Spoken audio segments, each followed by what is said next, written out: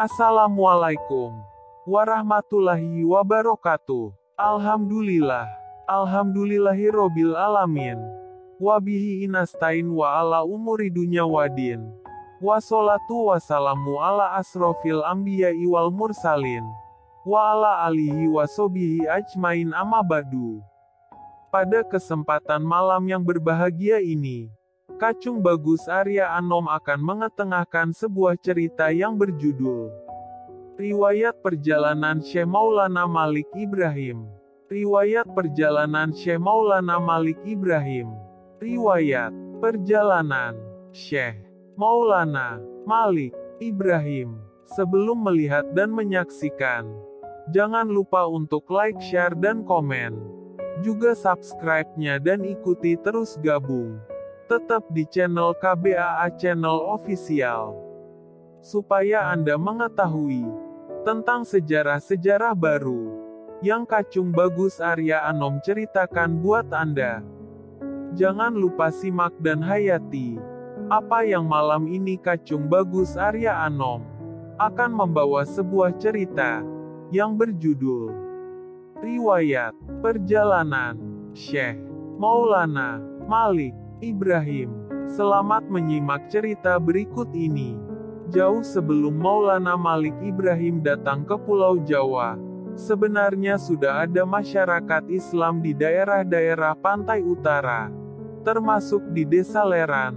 Hal itu bisa dibuktikan dengan adanya makam seorang wanita bernama Fatimah binti Maimun yang meninggal pada tahun 475 Hijriah atau pada tahun 1082 Masehi. Jadi, sebelum zaman Wali Songo, Islam sudah ada di Pulau Jawa, yaitu daerah Jepara dan Leren, tetapi Islam pada masa itu belum berkembang secara besar-besaran.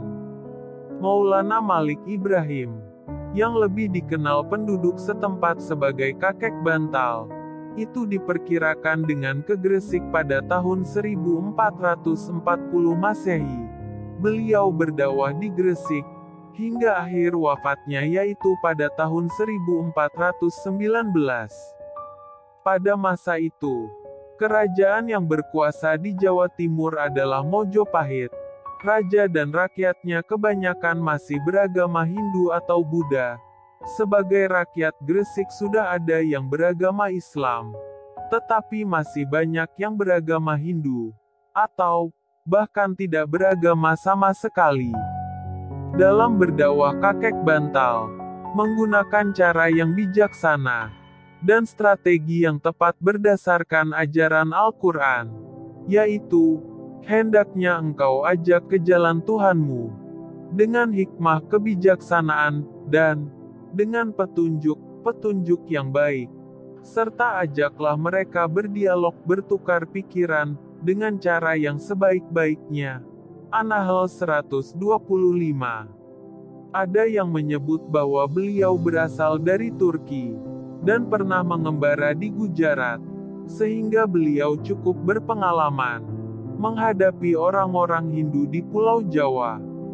Gujarat adalah wilayah negeri India, yang kebanyakan penduduknya beragama Hindu.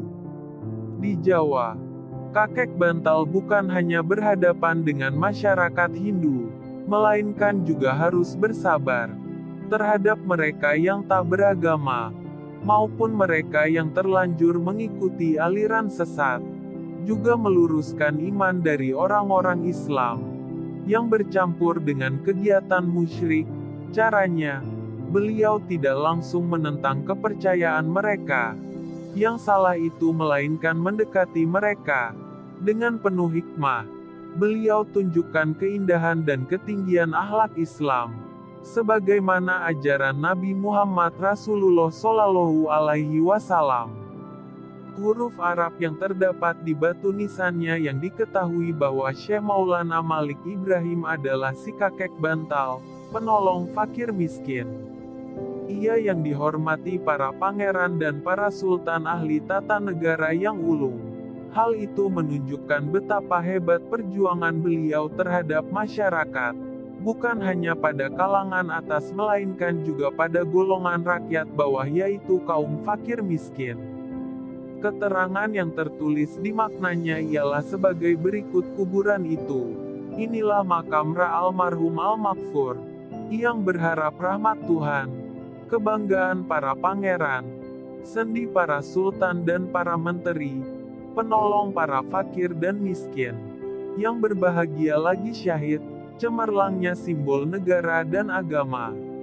Maulana Malik Ibrahim yang terkenal dengan kakek bantal, Allah meliputinya dengan rahmatnya dan keridaannya, dan dimasukkan ke dalam surga, telah wafat pada hari Senin 12 Rabiul Awal tahun 822 Hijriah. Menurut literatur yang ada, beliau juga ahli pertanian dan ahli pengobatan. Sejak beliau berada di Gresik, hasil pertanian rakyat Gresik meningkat tajam, dan orang-orang sakit banyak yang disembuhkannya dengan daun-daunan tertentu. Sifatnya lemah lembut, welas asih dan ramah tamah kepada semua orang, baik sesama muslim atau dengan non-muslim, membuatnya terkenal sebagai tokoh masyarakat yang disegani dan dihormati. Kepribadiannya yang baik itulah yang menarik hati penduduk setempat sehingga mereka berbondong-bondong masuk agama Islam dengan sukarela dan menjadi pengikut beliau yang setia. Sebagai misal, bila beliau menghadapi rakyat jelata yang pengetahuannya masih awam sekali, beliau tidak menerangkan bahwa Islam secara anjelimet. Gaun bawah tersebut dibimbing untuk bisa mengolah tanah agar sawah dan ladang mereka dapat dipanen lebih banyak lagi. Sesudah itu mereka dianjurkan bersyukur kepada yang memberi rezeki, yaitu Allah Subhanahu wa Ta'ala.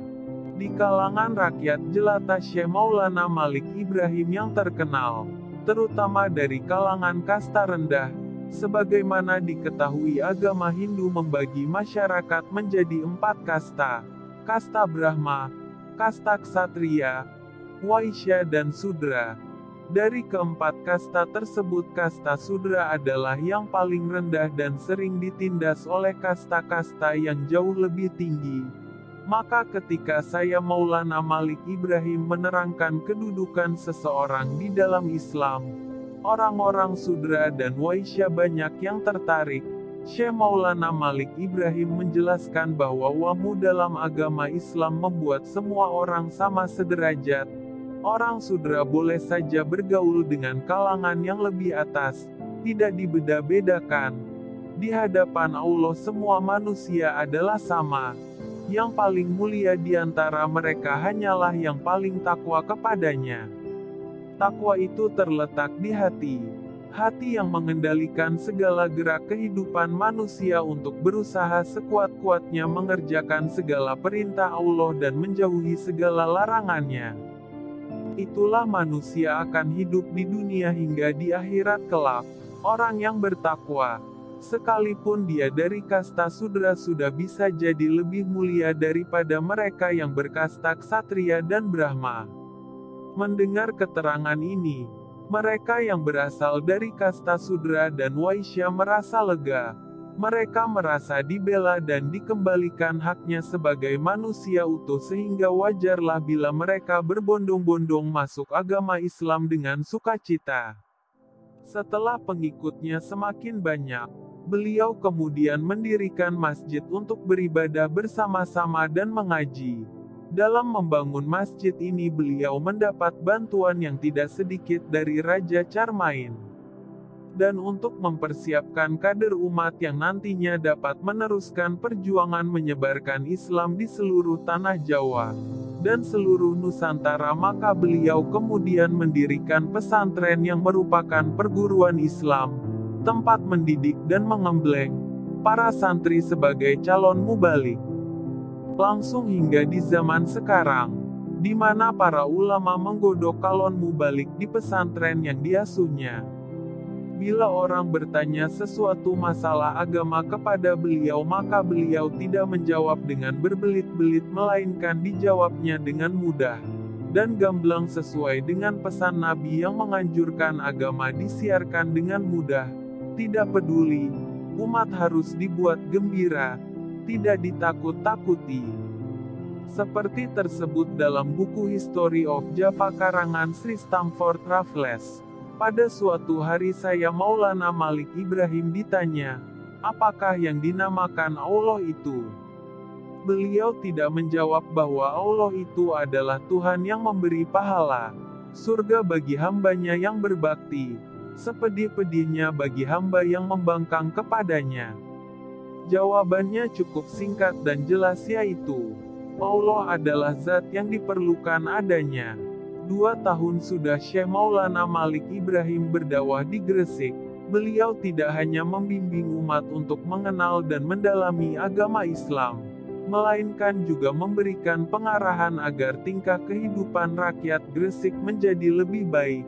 Beliau pula yang mempunyai gagasan mengalirkan air dari gunung untuk mengaliri lahan pertanian penduduk.